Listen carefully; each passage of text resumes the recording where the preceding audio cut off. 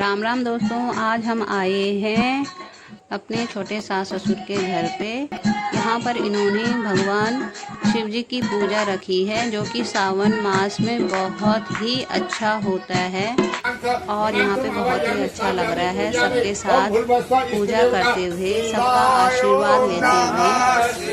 ये चाचा चाची हैं हमारे। और उसके बाद हमने यहाँ पे कीर्तन भी किया। कीर्तन में भी बहुत ही अच्छा लगा। सबके साथ, अपनों के साथ अच्छा ही लगता है।